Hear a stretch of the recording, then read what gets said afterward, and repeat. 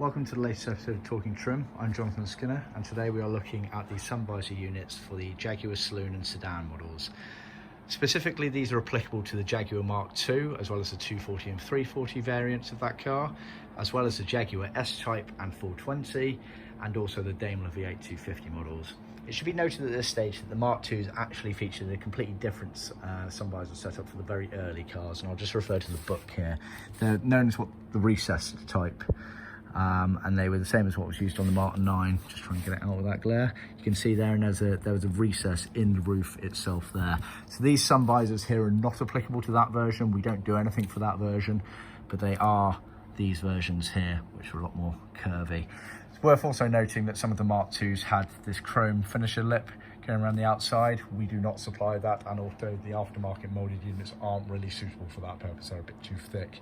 So these are for the plain versions, which were also featured on the Mark II, but more commonly on the S-Type and Daimler models. So what we've got here at the top, we've got our customers' original units, and it's worth bearing in mind at this point that this video is applicable for right-hand drive cars. So that's kind of UK, South Africa, Australia, New Zealand, etc. We can of course offer left-hand drives where effectively this recess for the mirror here is on this side and that one is plain, but this is right-hand drive. So like I say, we've got the customer's original from his Daimler that he sent us to see whether we could reuse them.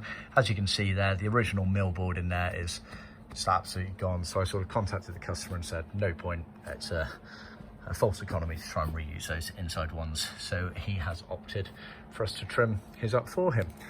Worth noting at this stage that they're originally made in a wool cloth headlining material, which is what we make them in as well. The material is supplied as standard as part of our headliner kits for all of those cars. As an optional extra, we can supply them either fully trimmed up or with the untrimmed inner moulded panel. So like I said, the headliner kit as well as our trim kits include enough material to recover your current ones, but if you want us to do the work for you with some brand new inners, then that is an option. So just bear that in mind on our website when you're choosing whatever option suits your restoration. So you can see the moulded plastic. It has the metalwork bracket inside there for the rod to slide in, same as what's on the originals obviously. We don't supply the rods, and like I say, we don't supply the chrome that went around the outside, nor are they particularly suitable for these molded ones, unfortunately. We do supply the mirror. Obviously the mirror sits in there in that recess, and that recess changes for left-hand drive and right-hand drive cars, remembering this is for right-hand drive. We then trim them up. Go all the way around, it's all sealed and sewn, etc., as it should be, and you just have to poke a little hole in the end there to get to the rod element of things. It's worth bearing in mind as well that the rods are quite stiff to fit in there, so you have to be careful.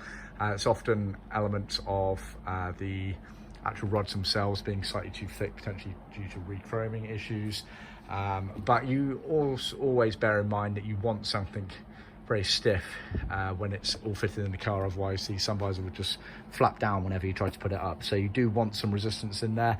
Unfortunately, there is a bit of a knack to putting these in. It's not a particularly easy job. It's unfortunately not as simple as plug and play. So what you effectively have to do is cool one element down, i.e. put it in the freezer, and heat the other one up, i.e. leave it in the sun. And this works very effectively. As hilarious as it sounds, it's a very effective method because obviously one expands and the other one contracts. So you want the hole expanding and you want the rod contracting, and then you should make your life easier. It's not going to make it simple, but it makes it a hell of a lot easier to fit those in. So just bear that in mind. That's a neat little trick. And also keep in mind we have handbook blog posts that will state a lot of these informations on there anyway, so always keep that in mind. So yeah, that's the overview. I think I've covered everything. Obviously bear in mind, always check our website for more updates, and click and subscribe on the YouTube, and please do share us amongst other classic car enthusiasts. Until next time.